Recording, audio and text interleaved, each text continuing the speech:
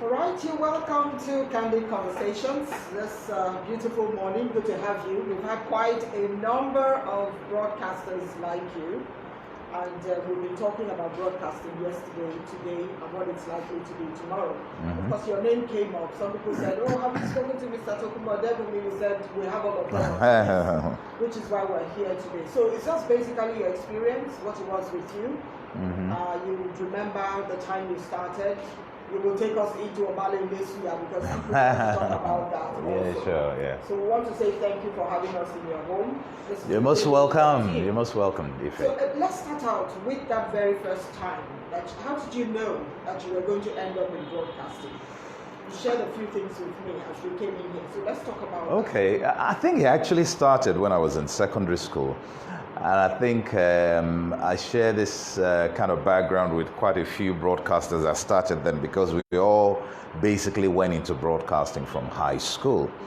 And I think while I was my good old school, Birch Freeman, I loved literature. I just loved the twists and turns and the plots and everything in it. So I always would take a verse or two in class, and the teacher would always say, "Oh, let Tokes do it," and stuff.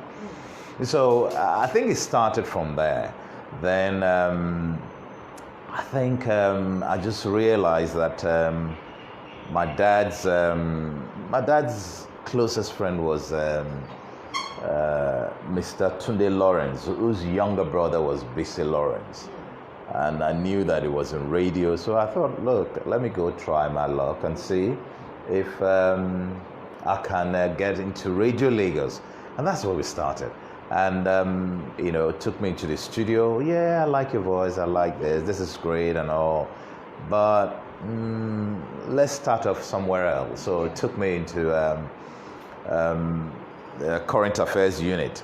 So I started with the current affairs unit of Radio Lagos. Then we had a whole lot of programs that we're producing then, like The Newsmaker, so I was trying out a few scripts, news commentary. I would do some news commentary and stuff. And that's where we started. Then, I don't know, somehow I just found myself in the studio, in presentation, I got into presentation. This was around 1979. And we started from there, to be quite honest.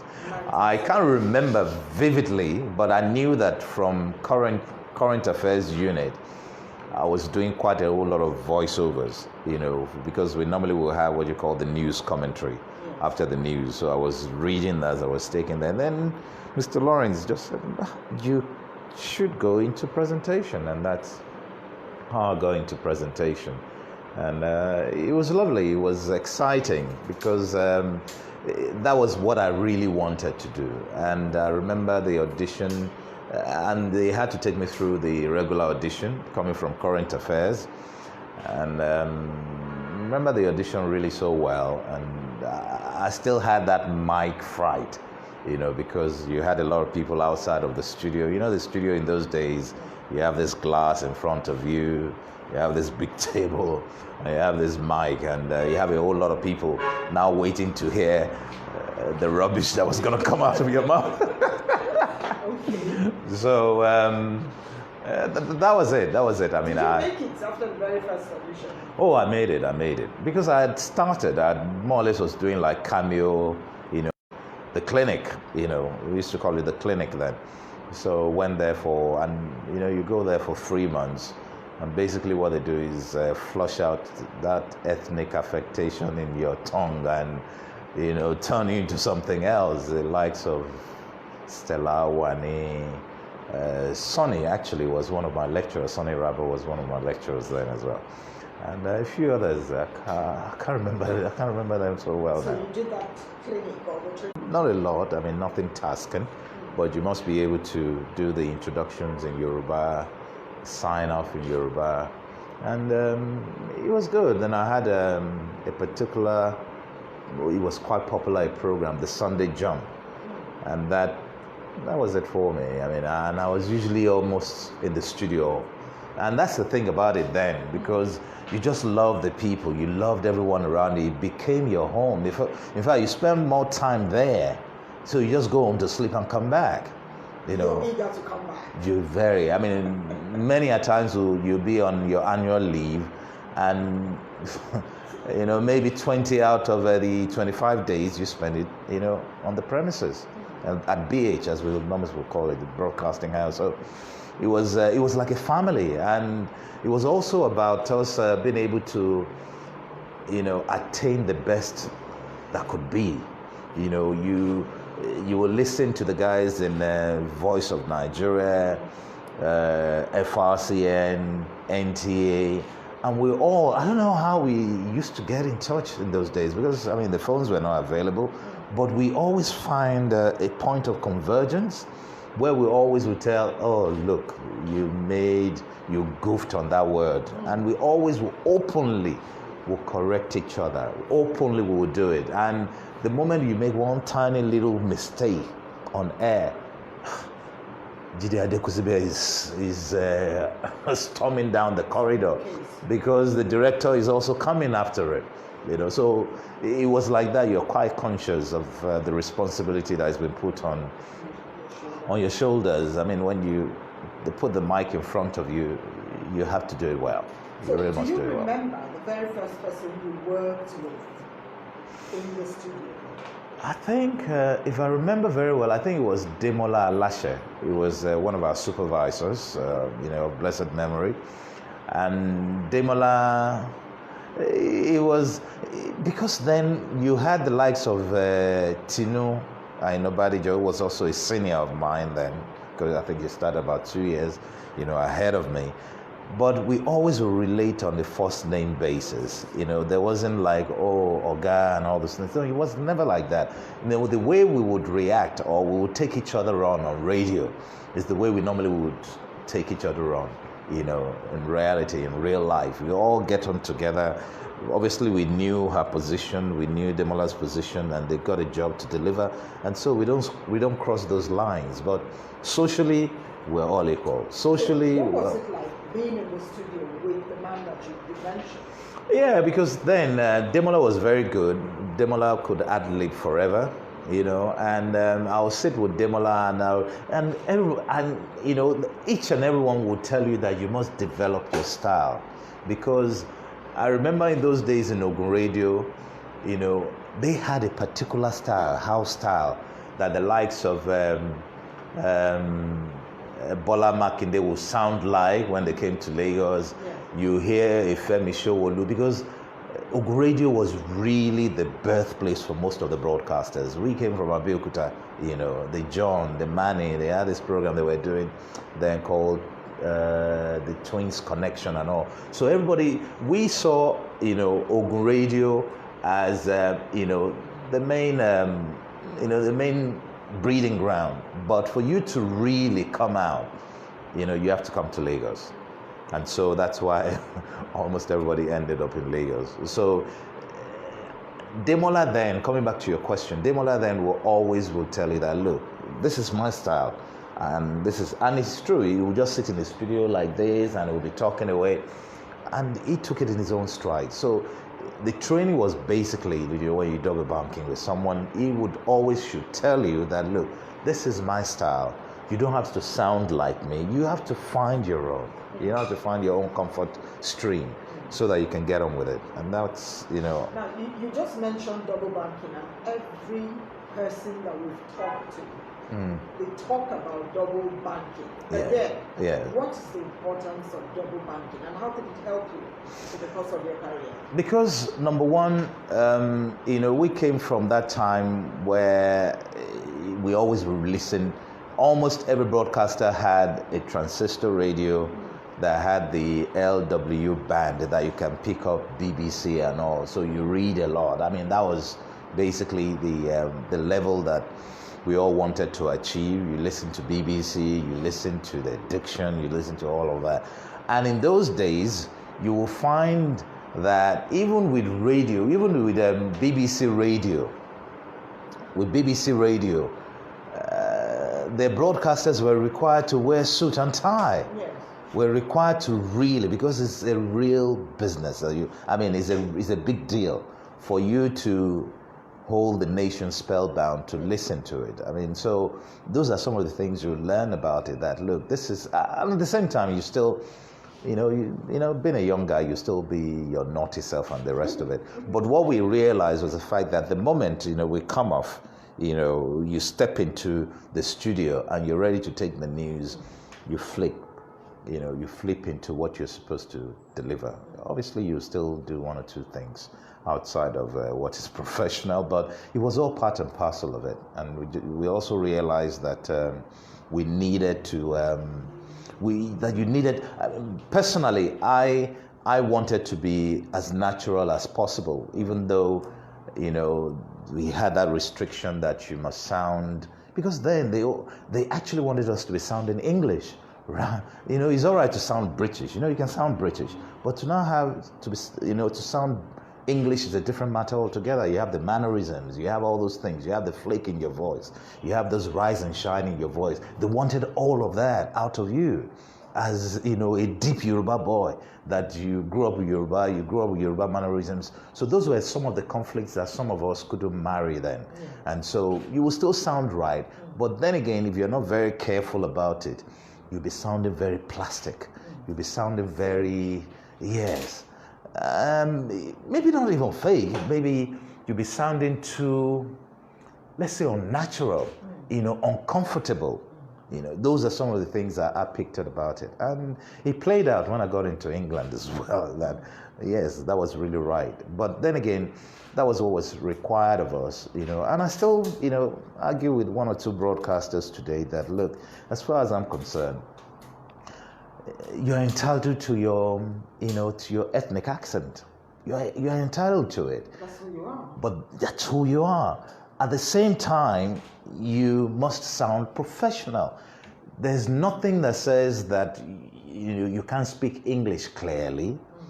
Yes, you can pronounce it well. It's just basically asking an Englishman to come and pronounce Ajanle Koko. He would, he can't do it because, look, his jaws are not designed for that. My jaws were not designed to speak English, without ethnic affectation and all.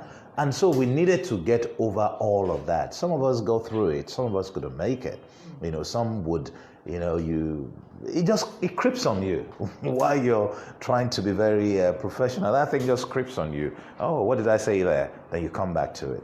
So it's one of those things that afterwards, like I said, I'm sure we'll get to it, where I realized that you still need to be a Nigerian. Exactly. So let's talk about your colleagues while we were, fully into broadcasting. Yeah. Which one of them do you remember? Oh, loads of them. We're still friends till today. Once you had a family, it's forever. Look, is it the John Momo? Is it the Manny? Manny comes to Lagos, I would know about it. Ojekunle, we're still like twins because I started a day before Ojekunle, or Ojekunle started a day before me, I think a day before his birthday or so. So Lekon Umao, I still spoke with him late till last night. So the family was still there. We're still there, we still get together. I think that before Lekon retired, we usually have I'm sure you guys will know about it, we call it the Amala Thursday. We all go down to go and eat Amala, and the whole of his office is full of all of us, So we still rendezvous. I'm still in touch with everybody. Yeah, some of them are outside, outside of the shores of Nigeria. I'll hear from them. But everybody is still, some I haven't seen. I think that was the first time I was seeing Phil. After such a very long time. I hadn't seen him in a long while. I will bump into JJ from time to time. Double M comes to Nigeria, I will know about it. I spoke with, what's her name, Omayele Odili, just about 2 days ago. She just came out of COVID and, I was so very happy for her. So we spoke just yesterday. So still keep in touch with everybody. We keep in touch. And so the program programs you presented. Let's talk about some of them. I think my frontline program then was Sunday Jump, and it was massive. Tell us about it. What was it? It was just a musical program, and it was just a musical program. But then again, it was also full of, bits about what was happening around us, what was happening all over the world. Don't get me wrong. I mean, we still looked outside for what we thought was the best. So when things was happening to Brother Johnson's, or Teddy Pendergrass would always be one of the things we would, focus about on the news. We had so many other, programs as well, but I must give it to FRCN. They maintained that local content, and they brought out the best some of the broadcasters in Nigeria today, be it sports commentary, sports broadcasting. We had all of them that, they kept us in check. The Daily Adetiba, there are loads of them, Christina Wuzier, Stella Wani, there are loads of them that kept us in check because they were very deep. If you thought we were good, they were almost flawless. They were almost like robots. Then they get on the job. I mean, I took after a guy, I keep forgetting his name. When the guy comes on the news, here is the news. You are bound to listen to that news. When he comes on it, so those were some of the people we looked up to, even as, we were young, and, what do young people do other than to be rebellious? And but do you see that in what it is that you hear today or you see on television? Well, what I see today, quite honestly, I'm a little bit, soft on it because of the fact that, I come from a very strong business background. And in reality, business is about what the consumer wants, but it can also be delivered professionally. If indeed everybody in Lagos loves the Dan Foster, because, he's so rest in peace, with his American accent, strong American accent and everything like that, and everybody is tagging onto it, that's what the consumer wants. And in business, you give your client what they want. But it now becomes laughable when you don't have the natural American accent. You've never lived in America. You're not comfortable with it. You're not trying to put it on. As far as I'm concerned, I think Americans can speak English, to be quite honest. They do what you call convenient communication, which is convenient for them. And so we've taken that and brought that onto radio. But it doesn't take away the professionalism. Things will change. Standards may change, but professionalism should remain. So that's why I'm a little bit soft on it. If you have your accent, if that's what you got and you're still professional, listen to Dan Foster. It's good. You'll enjoy it. There was another lady that was on talk radio, I think Info or something. She was good. She can live forever. She can take on an interview and she would stay on the ball. She doesn't, it's just like you as well. If I must say it to your face, you can be very stubborn when you want something and, and you go for it. And that's because you're representing that guy that is listening. Because look, there's no point asking me, when were you born on this? I was born, yes. But it's basically, what have you done? And the guy listening to me out there has his questions. And if you're a true broadcaster, you must represent the guy at least to about a certain degree of about 75%. The questions and the things he wants to listen to. So that's why your position is indeed very important, that you must speak, to the issue and represent the listenership. So do you blame the people who are not able to do exactly what it is that you talked about? If you look at ownership and control of the media. I think what you also get is that a whole lot of people, I think it's basically, they've just taken it as a business first and foremost, and not as part of a cultural, dispensation that we had then. because the first thing you know, I mean, all the stations were owned by government, by state government and all. We hardly any private stations then. So the foremost important thing, and that's where the paradox lies. You have a station like FRCN, and they're very pro-culture, Nigeria, content and everything. Then what you now have is that you now have the broadcasters that are sounding English. Do you understand? Though we would have the local programs as well, which was all right because they were able to really train to that level that you will sound comfortable. But nowadays, what you get, I've seen a few people that have even gone on some of these courses, and some of them even came back worse than yes. So I remember my early days in Nigeria when I just will come for some few weeks. I'll be taking some news with TVC then and all. And this particular lady, she was good and all and everything. So, but I knew that she was very smart in the way she was doing her presentation, that she needed to go for the course. So I advised her, and she went for the course and came back the same way. So, which is basically the depth. What happens there. You can't. In those days, we only had maybe about 20 people in a class. But so when she came back and said, "Oh, okay, it'd be great to see the improvements," because normally in broadcasting you have to be real. There's nothing about it. Look, if you have a body odor, you tell the person he's got it. I remember, this discussion I was having with my wife, and those days she would say that, look, if you're finding it difficult to tell someone that he's got a mouth odor, then just tell them, why don't you take some treble? So those were some of the things that, kept you very, very on your toes. So I spoke to this lady, and I knew that. I said, how many of you were in the class? I said, about 100 of them. And what you learn when you have an oversized class, because this thing is about one-on-one sometimes. Yes, it's about one-on-one sometimes, and it's about you going and doing a real presentation and really getting comfortable with it. I've done a couple of auditions that the guy was so good and well. When the guy got to the studio, we gave him a script. He ended up tearing up the script. It was just like that, So you have that mic fright that some people may never get used to, and they count you down. The station, the news, you are the only one talking on your own.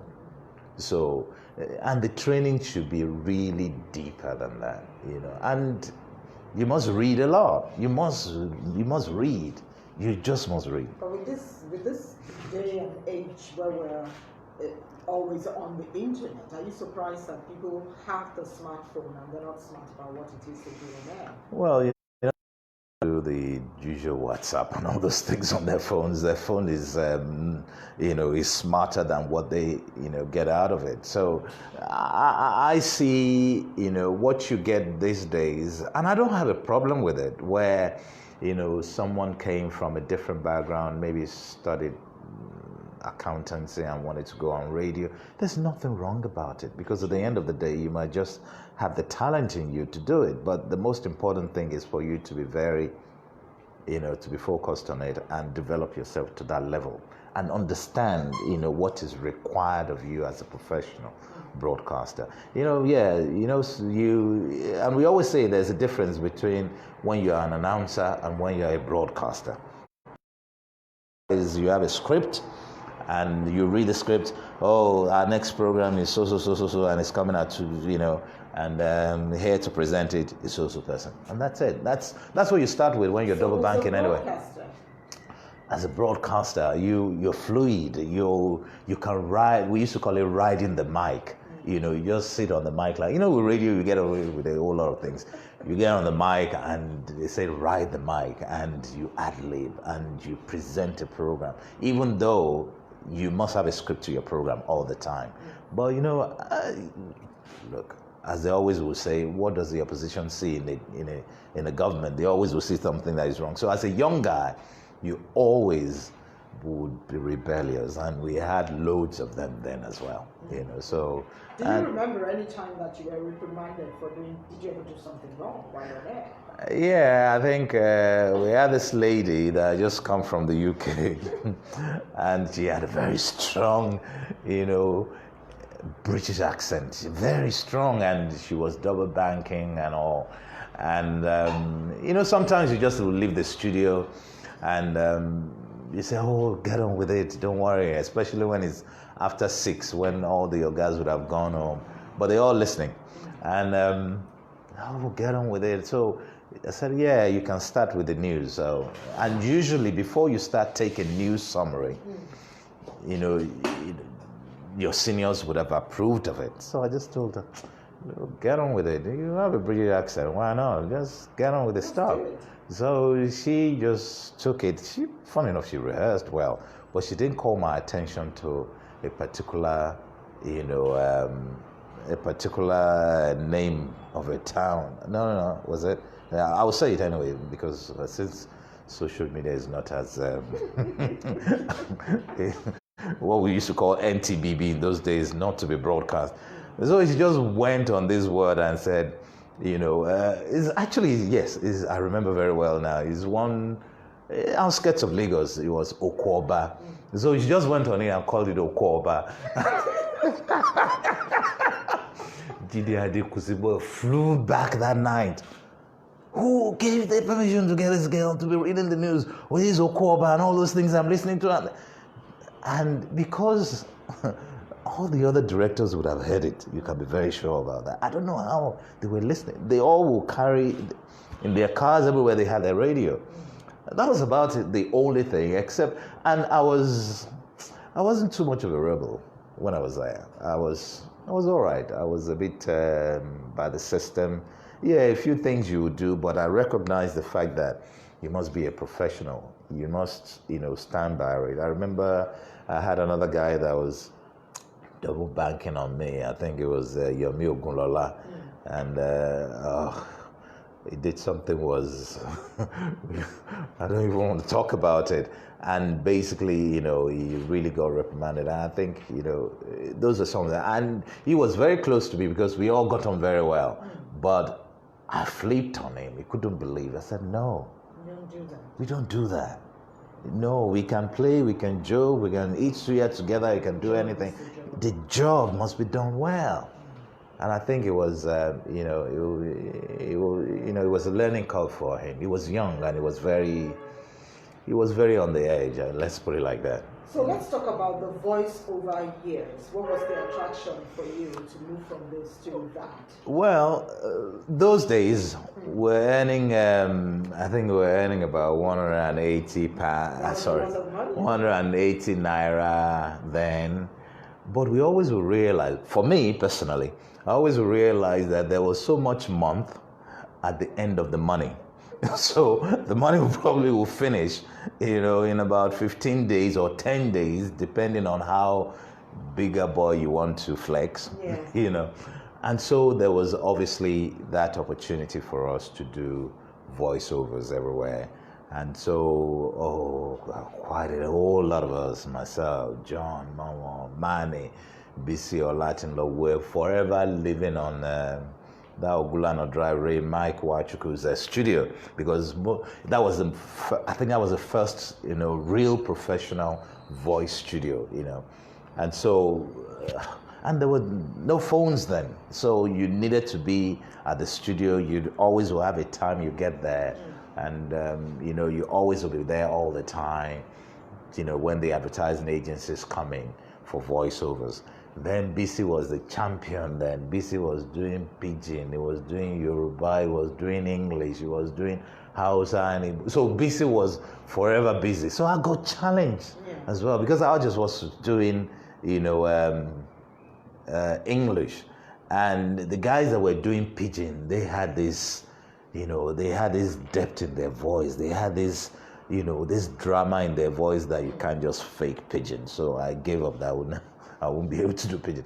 But I got challenged into doing Yoruba as well. So I did I think one of my, favorite ones was Pani Prina. Because I got challenged by BC because BC was just doing everything. So and that's why I started. And breaking in all the money. Yes. So, and I also would do the regular voiceover. I used to do quite a lot of payoffs then, which was, and my favorite was Gulda, the satisfying lager beer, 50 kobo per bottle, liquid content. 50 kobo per bottle at that time. Yes. It was then. So it was basically that became our mainstay. That became your real main earning power. The voice. And you were flexing at that time. Oh, definitely. I had a car then.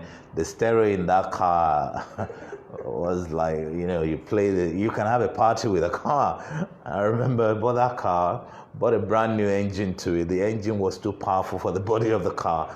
And we all would leave here to Abeokuta to go and party with some guys, in radio. It was fun. It was real fun. It seems you had a wonderful time. Oh, we did. As broadcasters then. We did. Oh, I must say, we did. We had a fantastic time. I mean, and because we are all one great family. I mean, and you were popular then, of course, because it was just one. Oh, definitely. I mean, by the time, those days, all you needed to do was to go on NTA Network News, and just advertise your product, and the whole of Nigeria knows about it. So the stations were far in between then. We had Radio Lagos that started. You had, I think, FRC, what's it called? FRC2. RN2. Yeah, that started. That started, I think, after Radio Lagos. Yes. And so we didn't have quite a whole lot of stations. So we all knew each other, from the Shea Martins to Double M to Tokunbo. All of them, we all knew each other, and we all would get together, and we all would still make fun of each other. That, you didn't get that word right, you mispronounced that word, and this and that. So we had a fantastic time. We had a fantastic. I mean, look, we used to have this bar across the road in Radio Lagos then, Hammerford, and people would even come from, NTH, Channel 7 to come and have a drink there.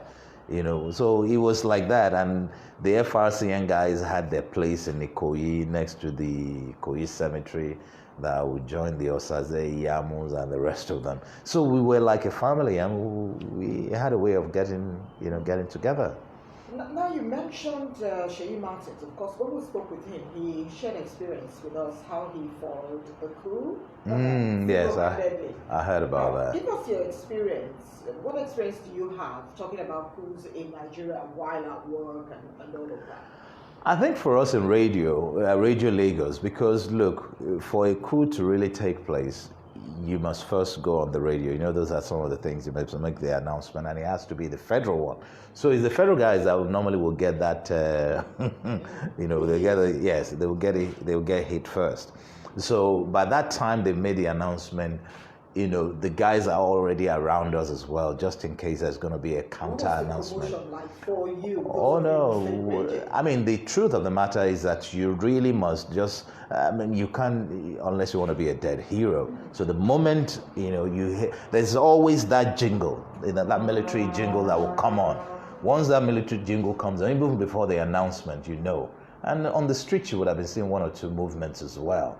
So by the time they get in, and you see one, because you never in those days, not even now as well, you see soldiers on the, in the open anyhow. You don't see them like that. So when they come in numbers, then when even till today, you come across about 4 or 5, heavily clad soldiers, you stand straight. So those days as they're coming in, you open the doors for them, so they won't be the ones opening the doors, and you have to do what they want you to do. I think one particular incident, I was just driving out, of the broadcasting house when they were rolling in, and they were rolling in. Obviously, by the time I got to Maryland, everybody was flat on the floor, so stopped all the traffic everywhere. So it was like that. I've been that really lucky. I've never been lucky to be in the studio when they came. Let's put it like that. But some of my colleagues, really were there. But it's really and truly the, federal radio stations that they would normally will hit first. They would just come to us just to maintain the,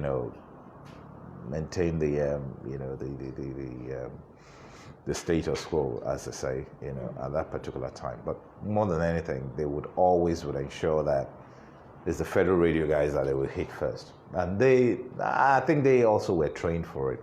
But I can't remember the details of Shea Martin's, but I heard about it. I think we discussed it a few times, but that was a dangerous shave. Yeah. Very dangerous. Let's talk about moving from radio now or broadcasting into business. And it brings our minds to Obalendisuya. How did that switch happen? While working in Radio Lagos,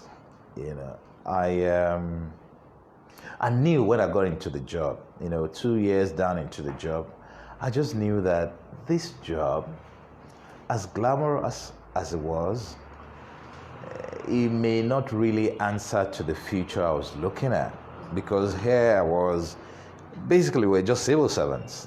We're broadcasters, we like to be seen as broadcasters and professionals, but the pay you were getting was basically, like a civil servant. And I knew that, look, at the end of the day, the money may take me home by bus or by taxi sometimes, but there are times I would like to fly. There are times I would like to, I had my plan as a young guy that, okay, let me get into broadcasting. And I really wanted to end up in advertising because I knew that I love creating stuff. So I love being creative. I love a lot of, creating, alternative form of communication. I've always wanted to do something different from the norm, from the conventional. Like, oh, this is how you make the announcement. This is how you do this. I've always wanted to do something very different. So I knew that, my days in broadcasting were numbered, even though I also planned that I'll be coming back into it, but I want to, chart a new lease. So I made up my mind that I was going to end up either in PR or advertising. So and I was working towards that. While in radio, we had one little company there, we call it the Twins Publicity something, myself and Ojekunle. It was what we used to call a Bo PP on the side. And so, and Ojekunle likes all this, he likes writing from an abstract position and all these things. He loves those things and he brings it together. He was very good at it. So I said, look, you worry about all those scripts and everything, even though I was writing as well. I said, you worry about that. Let me go after a whole lot of clients we could get and do like radio commercials and all those things for. So we started that, and so that we're earning quite a few, we're earning some stuff on the sides with that. Then obviously the voiceover. But I knew beyond all of this, I needed to start activating my plan, which is basically my exit, And with broadcasting, I've always believed, in fact, I had a sticker made then that broadcasters are not made, they're born, and I had that very much at the, I had that etched in my mind that I can always come into broadcasting. I can always, flow in it. But I really wanted another career, which is what you will call like an exit career if indeed I want to. And because it wasn't really paying too well. It wasn't paying well, let's just put it straight up. So I made up my mind either I was going to do that, then my plan was basically I leave Radio Lagos, I head into a bigger pond, which was NTA News. So I got an appointment with NTA, Network News, because by that time I spoke with some of my guys there that, look, I really want to change. I want a change of, environment. So NTA offered me a job to come on NTA Network News. Then Linters offered me a junior management position then as well. Okay. I remember Uncle Ted Mukoro was he so wanted me to be there because I was also doing voiceovers and I was very much, into advertising then. So he wanted me to come, and he offered me a job. He even gave me an offer letter. And by this time I was also thinking of leaving the country. And when, these options came in front of me, NTA Network News, Linters, this was an opportunity to get into, advertising at the real top level. And the other option obviously was going to England that offered no guarantees at all. And knowing me, I wasn't surprised that I chose to go to England. Yeah. And I just told a few of my colleagues that, look, I think I want to leave. Funny enough, I first went to England on holiday. And when I came back, I just made up my mind that I was going to go. I think I got back in September, and I think I left around October because I'd made up my mind I was leaving. Then my colleague then, Tinue Shubi, she put together some coins, and the only money I took to England then was £5 given to me by Tinue Shubi. Sorry, Tinue Inobadijo. So she gave me the £5, and that was what I took to England. And I got into England.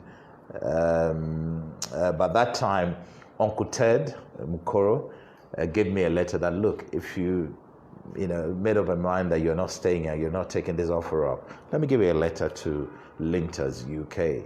Maybe they may be able to find you a job or, do something on the side. So I went there. I got in there. They were on Fetters Lane in the western part of London then. So I got in there and I handed in the letter, and the guy kept looking at me. I was wondering. He said, "This is your first time in the UK?" I said, "Yes." He said, "Please continue talking. I love the way you speak." Really? He said, "You're even sounding posh. You sound more posh than me." I said, "Me, an English guy?" The guy was so captivated because obviously he was fresh from broadcasting, and my dictions were flawless. In fact, if you ask me, Ify, I think then my diction was a lot better then than now. You're very conscious of it, and I was almost every time a professional, especially when the occasion calls for it. So the guy kept saying, "No, I love the way you speak. I want." So the guy gave me a couple of appointments, and he said, "Look, we don't have any employment at the moment, but I would introduce you to some voice studios." I got to the voice studio, the first one he introduced me to, and they said, "You sound English, that we need an African that sounds African." And that was the first culture shock for me.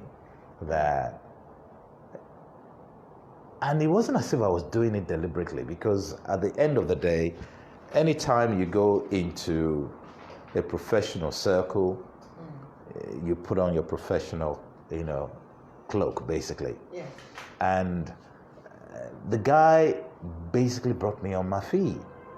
It brought me down, to basics that, we want to do a voiceover on a documentary on Mandela, but we still want that African slant in your voice. We don't want it to be, someone listening to it and listening to an English person, and you're too posh. You even sound too posh like a mainland English guy. Okay. So, and I've started working on it. Obviously, you needed to relax. And I found it, a new twist to my delivery as well. Yes. That, delivering in a more relaxed manner. And only that I was now conscious of sounding Nigerian. I was now conscious of it. So I did a couple of that. Then I got into the Obalende business. And it was just basically the fact that I was in England, and I looked myself and said, look, obviously, there's where you have the institutionalized racism. I wasn't expecting Linters to give me a job in a very white-dominated industry like advertising in the UK, so I wasn't really expecting that. But at the same time, I was also looking at the fact that I had a personal brief from Nigeria. You know, I wanted to do something for my mom. And that was one of the things that, you know, made me do an audit of all the offers I had in Nigeria and realize that what I really wanted to do for my mom, because it was a lifetime wish of hers, that I may not be able to do that in 1 year. So I thought, I'll go to England. Then, by that time, I think the pounds to the naira was probably about 10 to 1. So basically, it's like you getting 10 times of your salary. And so you maybe just be able to, you know, do the project I had in mind then. So that was how I got into England. And within 7 months, I was able to, you know, deliver the project, you know. And funny enough, a year or so, no, 2 years down the line, no, she died in 1989. I left Nigeria in 1986. 3 years down the line, she passed on. But you fulfilled some of those I fulfilled it a year and a half before she passed on. I think 2 years before she passed on. So Obalindisia was born? Obalindisia was born. It was born out of desperation. It was born out of, okay, so what do I do here as a broadcaster? Okay, broadcasting may not give me what I want. It may not come the way I knew it. And obviously, you know, the audience is different. And to be in broadcasting in the UK, you have to be part and parcel of the fabric of that culture. You must know what is happening, the politics, socials, and everything, social politics, everything that's happening in that country. So you can't, because, what are you going to talk about? You're just going to be reading. You have to be part and parcel of the conversation that was going, and almost any conversation. So I knew that, obviously, you had some other pirate radio stations, and I didn't have time for that. Because what I wanted to do basically was that, don't forget that I always had business on my mind, even when I was on Radio Lagos. So I knew that this is the time for me to switch, you know, to entrepreneurship, and that's how I started. And what I wanted to do was basically, look, I didn't want to do. We had Nigerian restaurants then in the UK, but I didn't want to do what everybody was doing. You can do jollof rice, you can do eba at home, you can do everything. I was now thinking, what can I do that is very different from what each and everybody? And by the time I evaluated the old stuff, we always would go out to buy suya. You don't make suya at home, you go and buy it. So and that's how we started it. So what was so special about Obalindisia? What was it? Was it the spice? Was it the name? I think first and foremost, when I got to England, it was at the time when a typical Mr. Popular is called Mr. Popular. It was at that time when you remember your English name. The Ade Tokunbo becomes Ade, and all the names will change like that. And it was a time when almost everybody wanted to align with the system, with the culture, the fabric of the society, and that is basically, yes, you are there as an immigrant. But then again, you must toe the line, speak the language more often than your own language. And I thought, no, I haven't come here to lose, my, the real person in me. I'm a Nigerian. There's nothing wrong with that. And I can live in England. So those were the first hurdles I needed to cross, that you remain a Nigerian. You remain who you are. I never had an English name. Even my mom told me about one funny one, but I never wanted it. So I remained Tokunbo Odebunmi, and I took that basically because the way I saw everything when I was growing up in business and even in broadcasting was basically, you must be real. Yes. You have to be real. And the lifestyle we lived in Nigeria, even within our communities, we're very real. Yes. We know when to become Nigerians. We know, look, someone asked me the other day that, what do you make of McDonald's coming to Nigeria? I said, McDonald's, yes, they never sold rice. They only deal in burgers. But when you come to Nigeria, Nigerians know when to be Nigerians. Yeah. And so Kentucky learned that, McDonald's will sell rice when they come to Nigeria. If they don't sell jollof rice, they're not going to survive. So I took things from that point of view that, look, even though I'm bringing suya from Nigeria, and my immediate target audience will be the Nigerians, and I later realized that the Africans, the Sierra Leoneans, and everyone, they all knew about suya. The Sierra Leoneans had their own generic name they would call kan, but they still call it suya. Because these Hausa guys, they traveled to all over and created it. In Ghana, they call it kan, but they still call it suya. So I realized that, okay, now that I'm bringing suya, okay, how am I able to market that to the mainstream? How am I going to take this and, make a success out of it without but obviously I knew that, okay, let's start with the Nigerians that never came across suya in the UK and would love to have it. So we started with Nigerians. Obviously, I was new in the UK, didn't have enough funds to open up a shop. So we started doing it from my kitchen, and we were doing like festivals on the park, so we set up a grill, and let's say they are having like an African music day, like the little carnivals we're beginning to have in Nigeria now. And so we'll go on the park, we'll pay for, and you obviously comply with all the health and safety requirements. Yes. And so we would buy a pitch and we would put up the grill.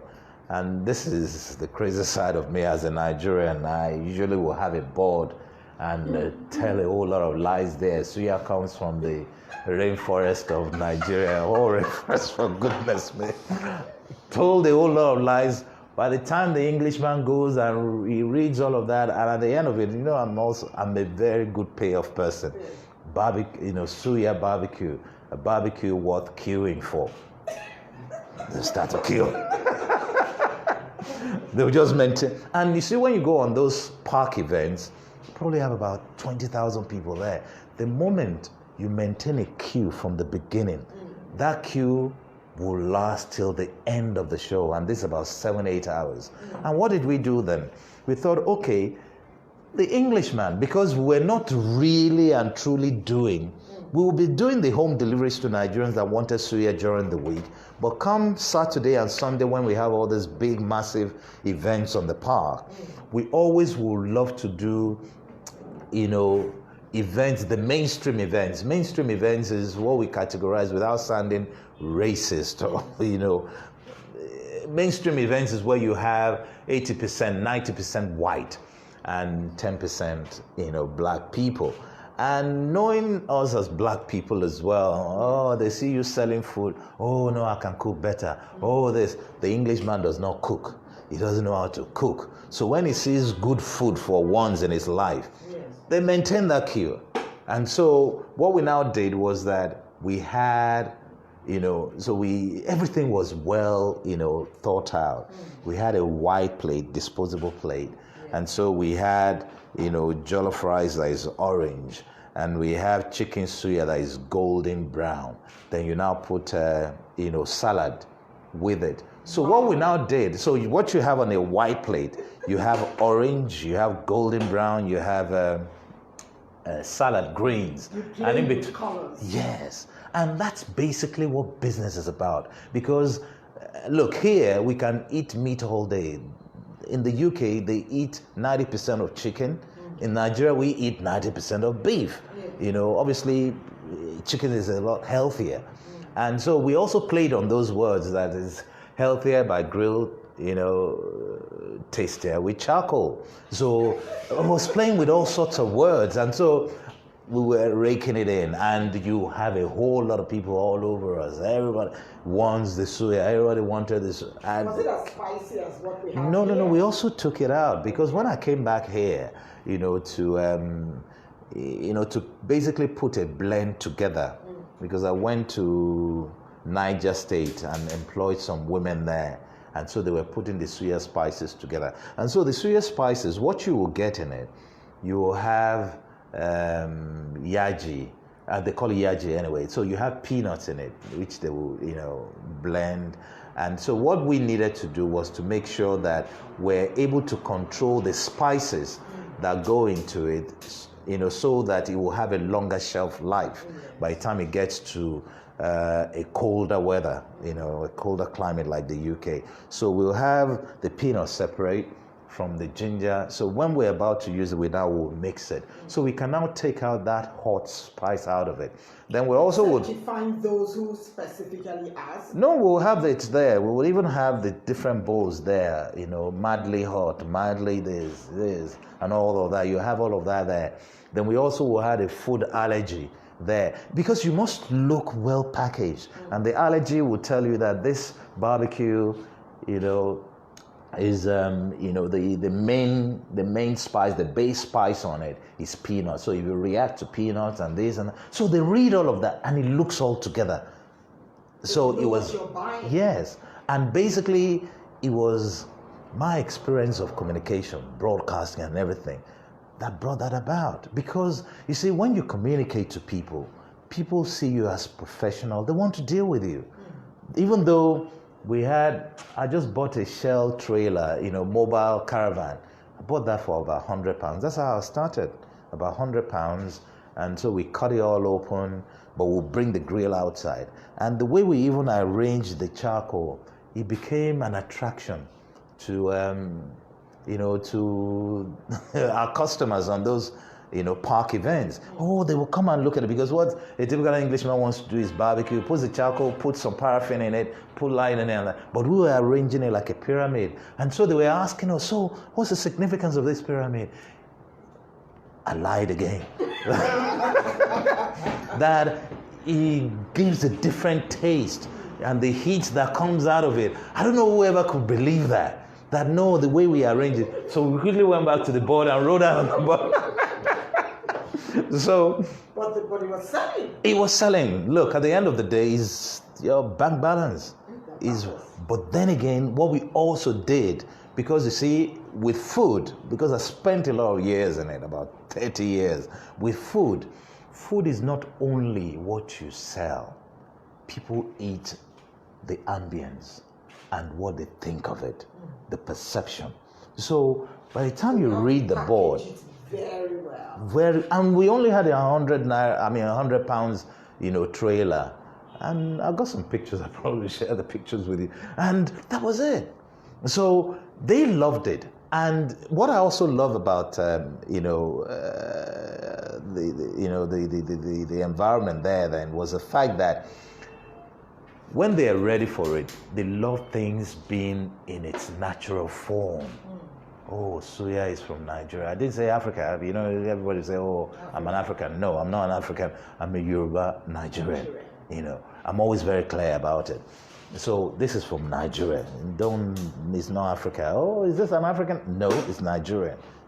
So they love all of that. And the fact that not only was the packaging good, it was healthy, it was tasty, and it was very different from the boring fish and chips. In fact, we even wrote it there. We did a whole lot. And that was down to my background in communication. We wrote it that, if fish and chips is the greatest British invention, suya is magical. Suya is this thing that has ever happened, has come out of Nigeria. I couldn't be bothered. And it was indeed. So we now started doing all these big parks. Then we got into Nottingham Carnival, which was the biggest of the outdoor events in the UK, because we attract about 2 million people. And so we got into the carnival. Then I now created what was called the Nigerian's Corner. Because when I first came to my first trip to the UK, I went to the carnival and I saw a few Nigerians hanging around, in a particular corner. And I thought about it but there's nothing happening here. So when I made up my mind to go back to England, that was the first thing I did. In fact, I think that was even our first outing. Our first outing was the carnival, and we had this ramshackle food trailer that we want. Not trailers in big trailer, like a caravan. They call it trailer there. So we went with that, and the first customer we had was an Oyibo guy, and the guy was speaking fluent Hausa to me. And I was looking at him, where did you drop from? And I couldn't even say hello in Hausa. And I was selling suya. And I said, how can you sell suya? Without being able to speak, the guy was, white and speaking fluent Hausa to me. And the guy, so he said, no, I got to try this. So he tried it. He said, this is real. And he bought loads of snails. He bought loads of suya. And the thing about it was the fact that the moment we have, you see, that's the thing about food. The moment you have 1, 2, 3, 4 people in front of you and a lot of people are passing by, you need to keep them. You need to deliberately, keep them. So that, because it's when people see other people eating that they remember that I'm hungry.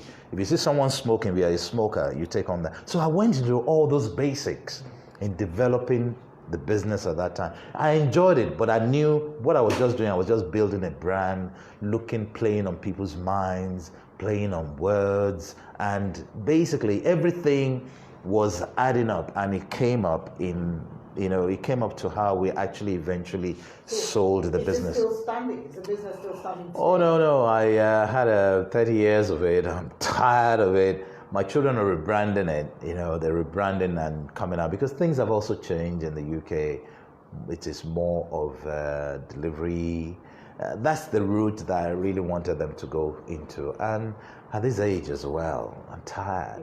And catering takes so much out of you. Then funny, and I must let people know, because everybody keeps saying, why didn't you just spread all over and this and that? I wasn't really getting fulfillment out of it. I wanted to do communication. I wanted to do something a lot more cerebral. I wanted to do something a lot more creative. Though we did a lot of creative stuff, like all those things we did in the early years. When we had our restaurant, I wanted a restaurant where you come in and you see the grill, you can sit around it. So we're really grilling the suya in the middle of the restaurant. So you come into an enclosure and imagine doing suya. So we had the extractor fan and we call it interactive dining. It was way ahead of its time. In 1997, when we opened the restaurant and it became the biggest African restaurant in Europe then, it was big and massive and it was really successful. I enjoyed every second of it. But in life, you live once and die forever. So all the other things I really wanted to do, I thought, I need to come back home. And there was just something about living in the UK that I never felt very too comfortable about. It was just that thing about it that I wasn't just very comfortable with. You just find yourself that, I still live there, foreign of my home and everything is still there, but I feel better whenever I come to Nigeria. Call it the air, call it the water, call it the crazy stuff that happened in Nigeria, but I love it.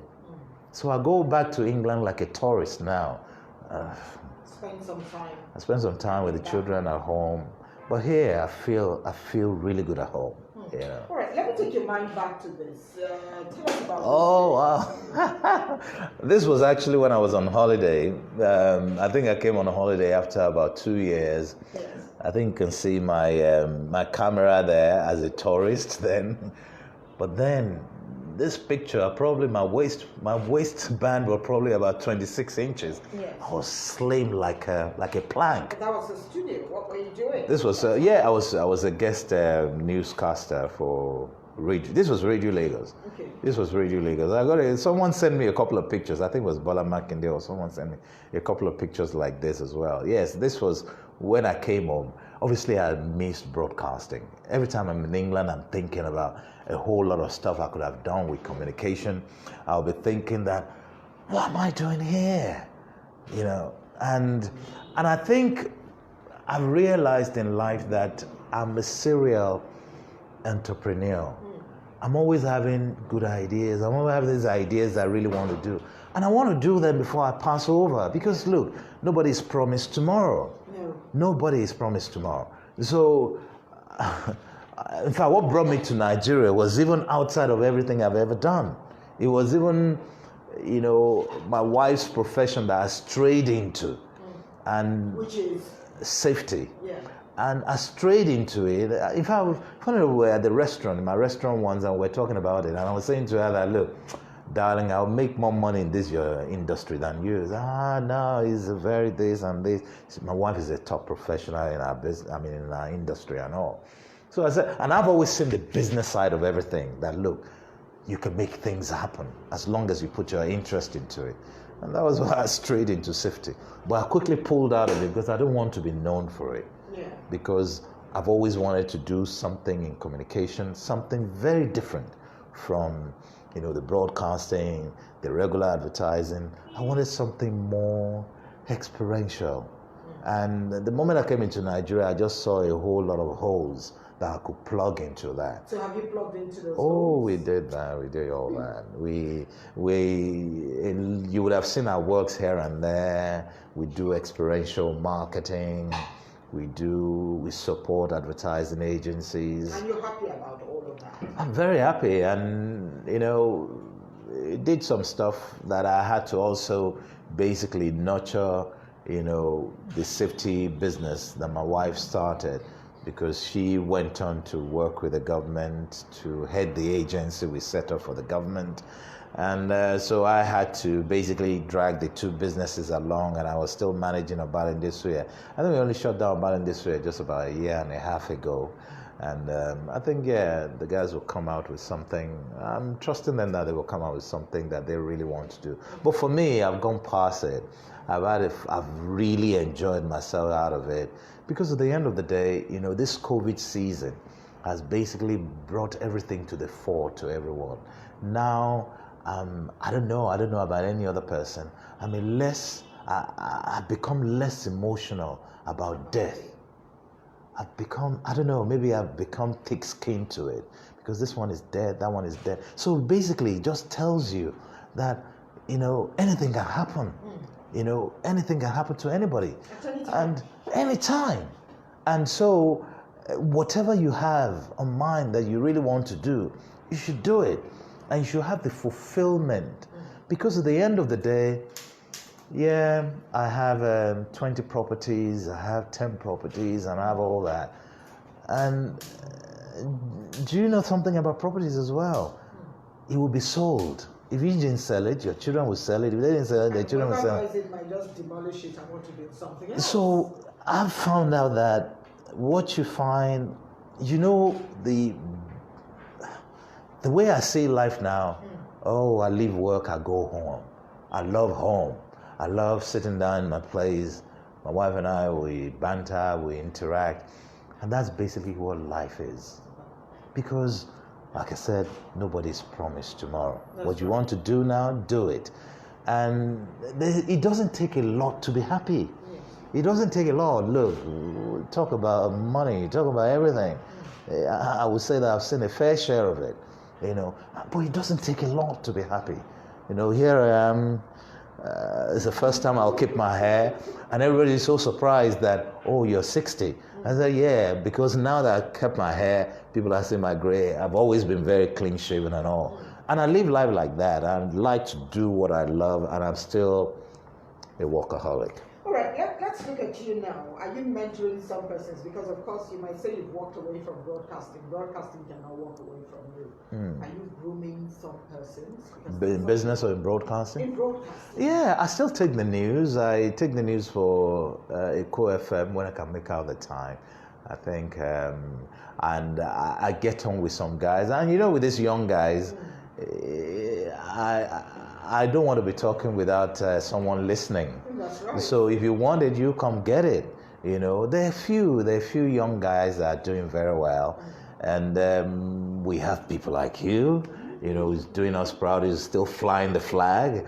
And so, look, yes, we will talk to them, but the guys you have nowadays, and you see the truth of the matter, if we must come to it.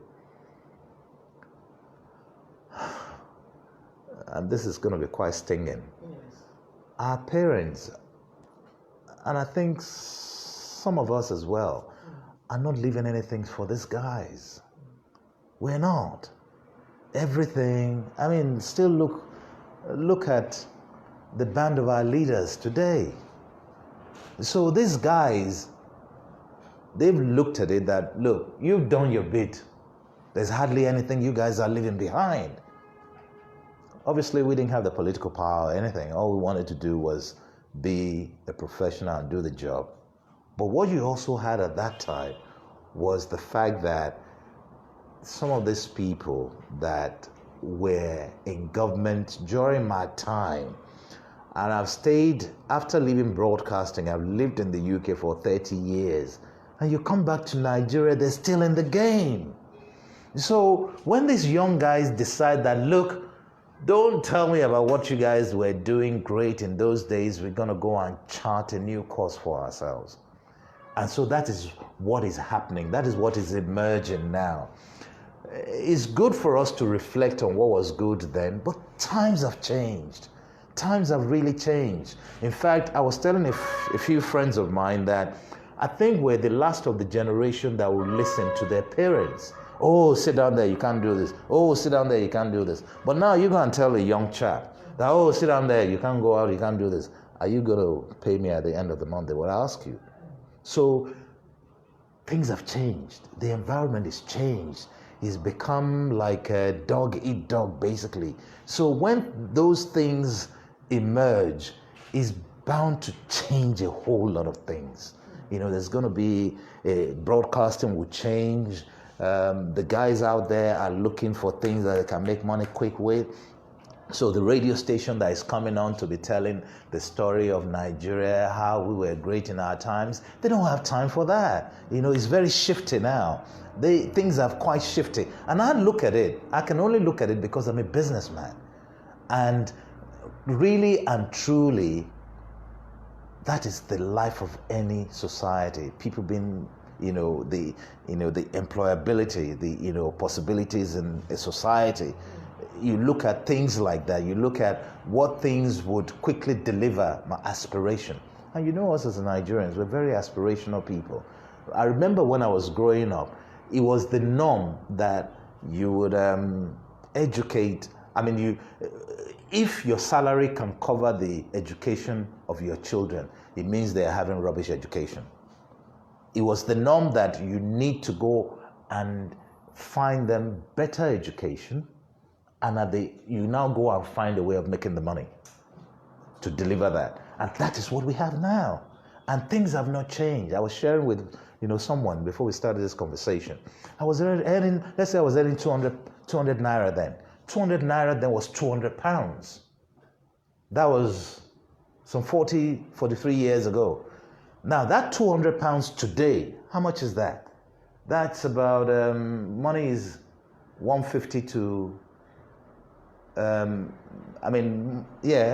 pounds is 500 and something now.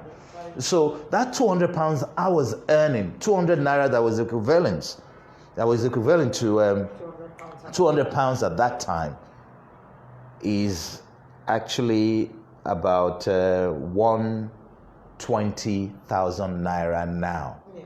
So a civil servant 45 years ago earning 200 pounds, and it was level 7. So level 7 now, they don't even earn 120,000. Correct me if I'm wrong. So you see that things have not changed from 40 years. So the money you had then is still the same money. So if you had savings and you put that money in that place for that time, it can only buy you 200 pounds today. Right, let's look at the reading culture. I came up with this book. Yes, indeed. How did we get here? Yes. Sometimes, yes, I must say, look, quite honestly, I will listen to some radio stations and I said, this guy has no business near a radio station, even 2 miles near a radio station. And you find them on the mic. You find them, saying all sorts of rubbish on the mic. And those are some of the things that we really need to encourage now. For those that really want to be good at what they do and be professional at what they do, they need to toe the line of professionalism. And that is reading, understanding the responsibilities, knowing what the job really would demand of you. And so, I really support this. You have, I pick up quite a whole lot. Even in our reporting, you find journalists reporting on radio, and we know the radio is a companion medium. It's a medium that you must if you find a way of working it, it becomes that companion that you always want to keep. And so I listen to a whole lot of stuff, not only in the studios, not only broadcasters, even reporters as well. We can't say it. And you must be graphic in your report. It must be. I mean, someone reporting about one big massive flood in Ikorodu. I'm not saying you put yourself in the harm's way, but I want to hear you walking in the flood. I want to hear it. Yes. I want to, so that you take me to the scene of the event. Yes. But you are now my eyes, but my mind is able to paint all the picture of what is happening there. And those are some of the things that, yes, I mean, look, we've talked about this, but the interest must be on the other side as well. If you're a broadcaster and you really want to do well in this job, because professionalism doesn't change. It's the style that will change. It's the style with the way you do it. Even when you talk about the style, in those days that we do the rise and shine, here is the news and all of that. You see someone come on the news and say, here is the news. There's nothing important about it. It's different from you saying, here is the news. Read by. Exactly. So I just believe that if you must do it well. All right, let's take a look at page 6 of the book. And it would be nice if you can take a look at some of the things there.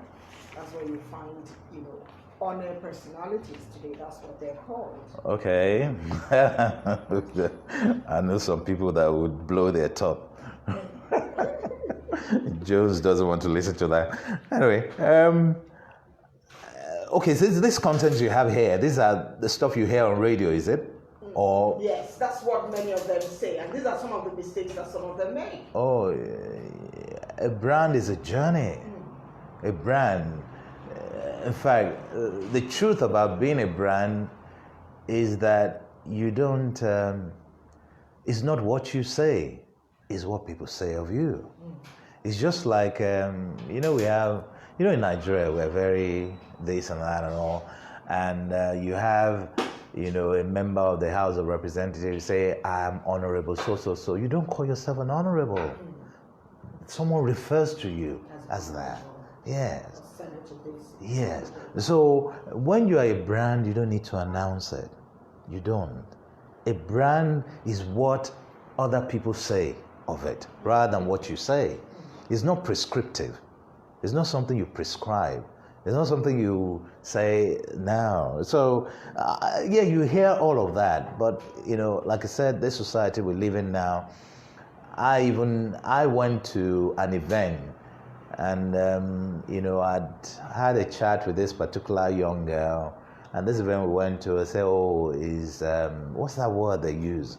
Nowadays, they trivialize us with that word. So, an icon of the communication industry. Huh? Yeah, there's another one. So we see all of this, and it's because of the insecurity of the environment we live in. Everybody wants to do anything. I mean, you hardly have people. I mean, it's just you even take it down. I was talking to some guys building some stuff for me. I said, you guys, look, as a professional in your industry, you must have safety kits. You wear it. You wear safety boots and all. How long have you been in this profession? 30-something years. And yet you don't wear a safety shoe? And yet you still have someone holding, that plank so you can drill into it. And that apprentice that is holding it from you is standing with his tummy next to what you're drilling. What if you drill into it? So there are no standards, in almost everything we do, except there's some industries that have really stood out, like our advertising is evolving. And I love what is happening there. So there's a whole lot. You have people that will go to, in those days, they will have to go to Togo to go and get tilers to come and tile the floor because we're too much in a hurry to become the boss in Nigeria.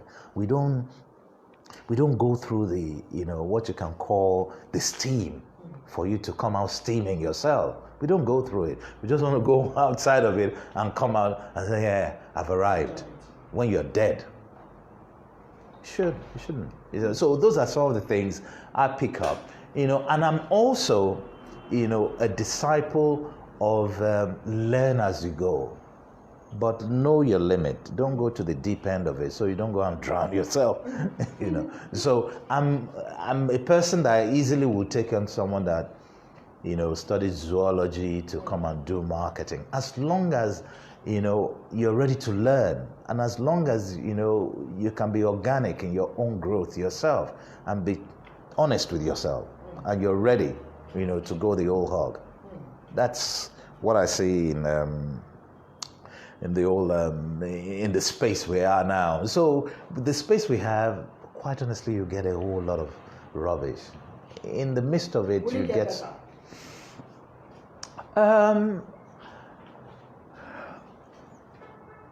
it will get better, or if the ownership of this houses, the BH, the broadcasting houses. Let me say the broadcasters now.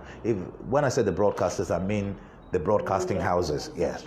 So if they see it important enough, to steer it like that, and obviously that takes us to NBC, which is the regulator. So if the regulator really stands up for it, and if we have a professional at the helm of affairs of the regulatory agency, if we don't have a professional there, then we're just as good as swimming in the mud.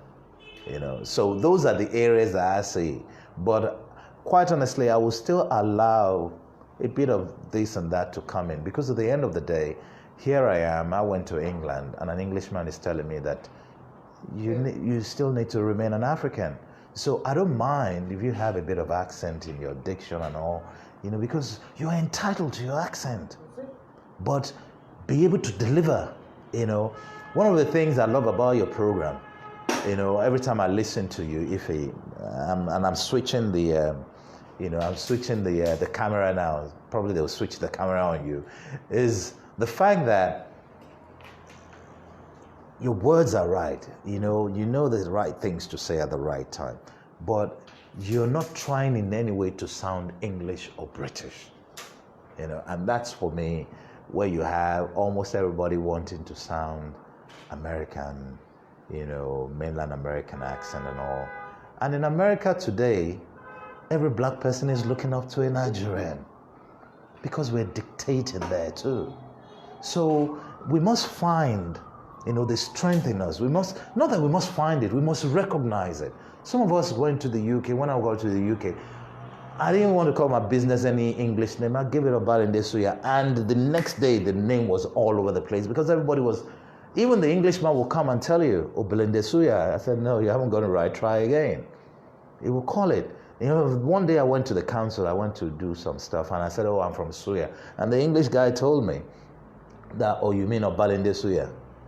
And that you have a right to your language. I brought up my children not speaking one English word at home, because I wanted them to speak my language.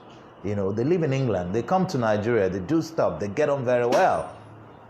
So there must be that originality in you.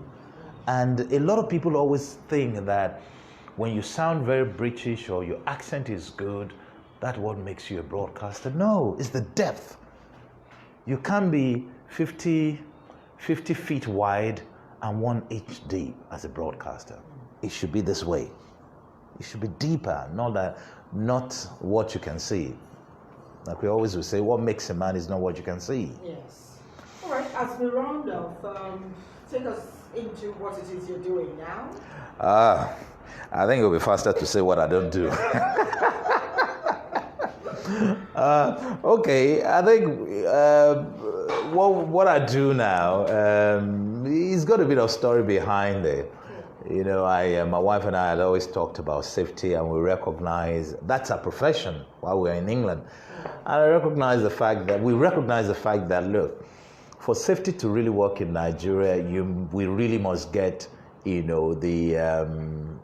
government to be part of it, because there must be a teach to bite for people to comply. There must be, the enforcement side of it.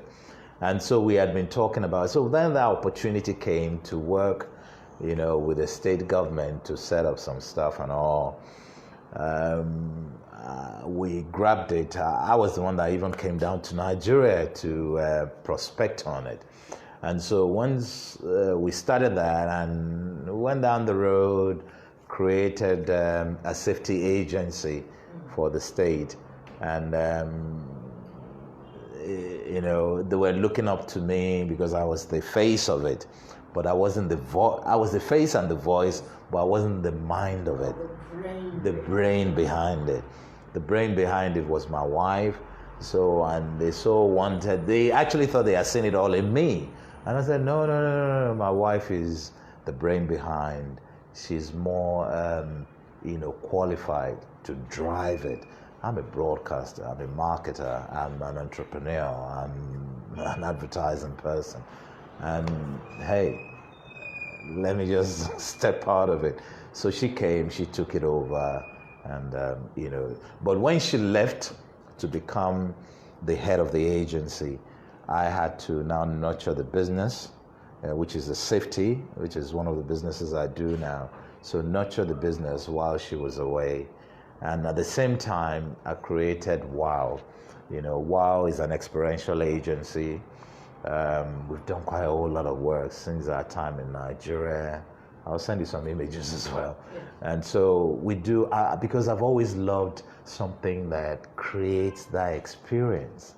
Because look, basically the idea on it is that if you come across something, you walk about, you walk about and you see a few things.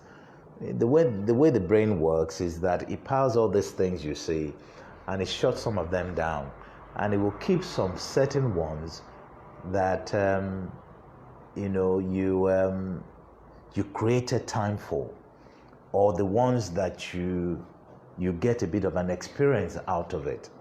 And so that's what I wanted to do. I wanted to see that side of communication, which obviously flows into marketing. That's what it's called, marketing communications. And so we started WOW. And with WOW, we also created another sister company, the WOW Booth, and all in the experiential marketing side of things. We've been a bit shy coming out in the last few years because I'm running the two businesses on the sides, and the fact that I also didn't want a full-fledged agency. And I was really, to be honest with you, I was really enjoying myself with WOW. Oh, let's create that. Oh, let's create this. So it's now that we're really growing it out. And you see us, we're coming out really heavily, and that's what I do now. But more than anything, what I do now, I live the life and enjoy everything I do, both. Enjoy your retirement. And retirement is still a bit away, okay. But because boredom kills too. And for a person like me that's been very active, I must say I'm still very active, a person like me, I think boredom would be like a cancer for me. So I still would get my hands into things. My mind will I still will be looking at stuff and try to create a few things here and there. But it's a lovely life. I love the life. Yeah. Well, thank you very much for your time. Thanks for having us in your home. Thank you, Ify. Thanks so much for this morning. Funny enough, I decided to, when my wife stepped into the service and she was doing the safety thing, because a few people saw me with Fashola and those days and all, I decided to really withdraw. I didn't even, in fact, this will probably the first interview I've really taken, in the last maybe 5-6 years, except for maybe 1 or 2.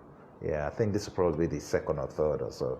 But a full interview that will talk really openly about bar industry, about life and everything, this is the first one. I've been really, not shy, but I'm just a bit, just want to be on the road. Yeah, just watching from afar. I see a lot of your posts. Sometimes when things get to the